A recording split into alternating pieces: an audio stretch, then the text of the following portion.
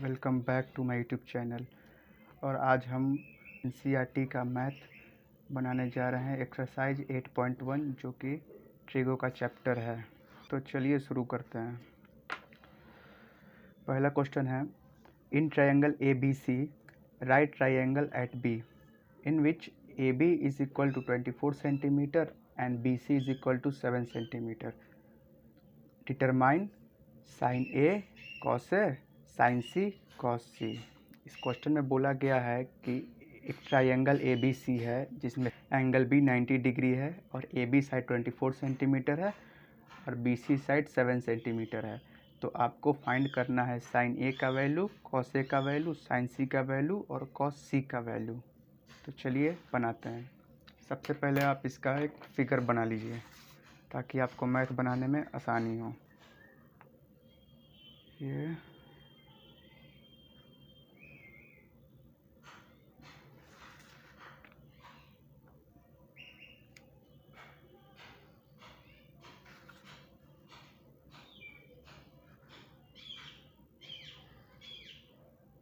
अब इसको नाम दे देते हैं, इसको ए, इसको बी और इसको सी। बोला गया है एंगल बी 90 डिग्री है तो एंगल बी 90 डिग्री और ए बी साइड है 24 centimetre, B C side 7 centimetre. चलिए अब इसको बनाते हैं।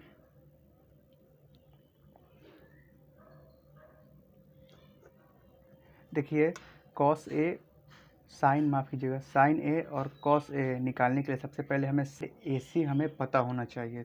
तो सबसे पहले हम इस ट्रायंगल में साइड ए सी निकालेंगे पाइथागोरस थ्योरम से। So in triangle A B C A B is equal to 24 centimetre,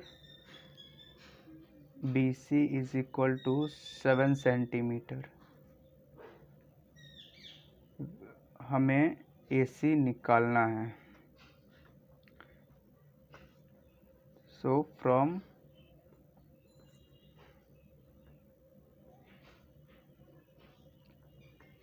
Pythagoras theorem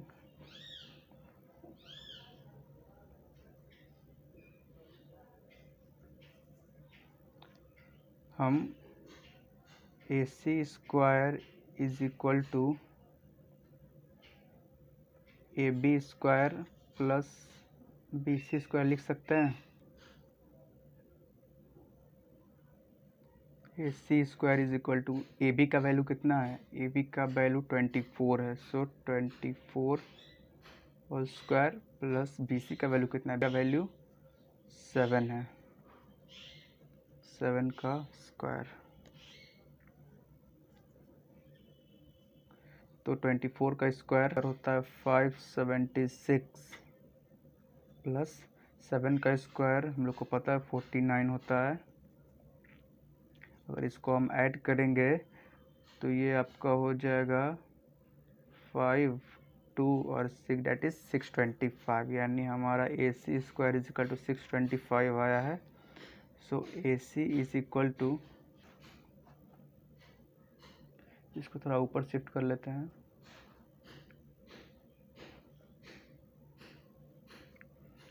A C is equal to root under 625। So A C is equal to 25।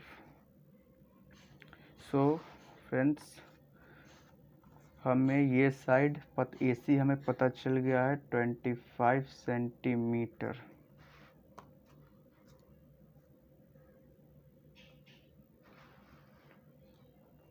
अब आते हैं question के अनुसार। Question में हमें दिखा देता हूँ आपको, क्वेश्चन में हमें साइन ए का वैल्यू पूछा है सबसे पहले। तो sine A is equal to, अब आते हैं फिगर पे।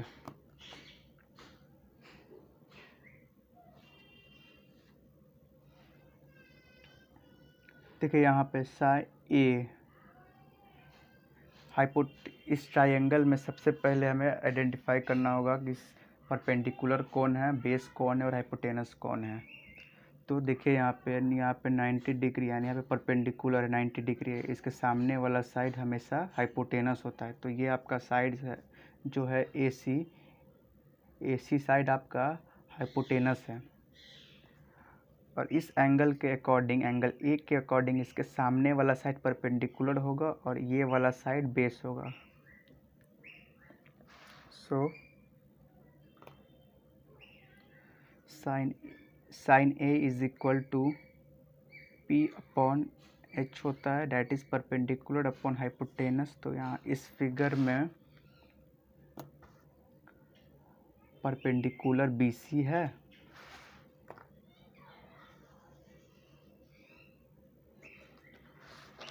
और हाइपोटेनस AC है। सो इसके वैल्यू हमको पता है, BC का वैल्यू हमें पता है और AC का भी वैल्यू हमें पता है। BC का वैल्यू 7 सेंटीमीटर और AC का वैल्यू जो हमने अभी यहाँ पे फाइंड किया 25 सेंटीमीटर। सो BC का वैल्यू 7 सेंटीमीटर और AC का वैल्यू 25 सेंटीमीटर।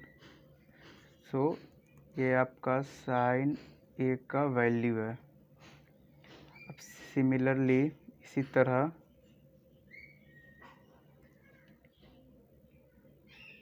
कॉस A का वैल्यू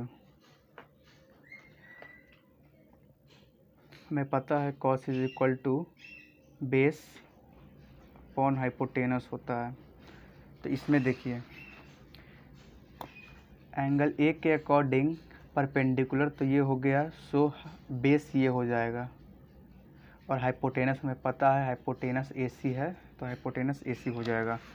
सो बेस यानी B, बेस यहाँ पे AB है और हाइपोटेनस हमारा AC है। सो बेस हमारा AB हो गया और हाइपोटेनस हमारा AC हो गया। अब आते हैं इस पेज पे। AB का वैल्यू हमें पता है, यहाँ पे देखिए AB का वैल्यू 24 गिवन है और AC का वैल्यू हमने फाइंड किया था 25। सो हमें दोनों का वैल्यू पता है, दोनों का वैल्यू यहाँ पे हम लोग पुट कर देते हैं। That is AB is equal to 24 और AC is equal to 25। So ये हमारा कॉस A का वैल्यू हमारा आ गया इतना। ये हमारा हो गया पहला। अब आते हैं दूसरे पे। अब क्वेश्चन में पूछ रहा है आपसे साइन C और कॉस C का वैल्यू आपको बताना है। तो आइए इसको भी बनाते हैं। तो sine C is equal to, अब आते हैं यहाँ पे फिगर पे थोड़ा देखते हैं। अब C के अकॉर्डिंग, इसका C के अकॉर्डिंग अब एंगल C के लिए, इस एंगल के लिए देखिए हाइपोटेनस तो सेम ही रहता है, हाइपोटेनस कभी चेंज नहीं करता है। अब इस एंगल के लिए सामने वाला साइड परपेंडिकुलर हो गया और ये वाला साइड आपका बेस हो गया।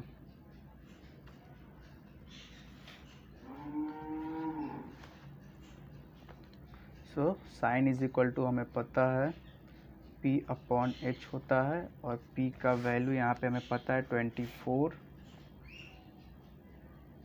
और हाइपोटेनस का वैल्यू भी हमें पता है जो हमने यहाँ पे फाइंड किया था, विच इज़ 25। तो ये हमारा साइन C का वैल्यू निकल गया। अब आते हैं कॉस C पे। कॉस का आपको फार्मूला पता है, which is B upon H।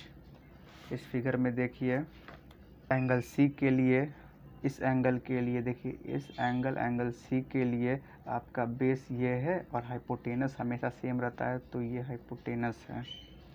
So B is equal to BC और हाइपोटेनस जो सेम है तो AC हो जाएगा। BC का वैल्यू और AC का वैल्यू हमें पता है। BC का वैल्यू है जो यहाँ पे गिवन है 7 सेंटीमीटर, और AC का वैल्यू जो हमने फाइंड किया था यहाँ पे जो है 25 सेंटीमीटर। सो यहाँ पे वैल्यू उसका रख देते हैं।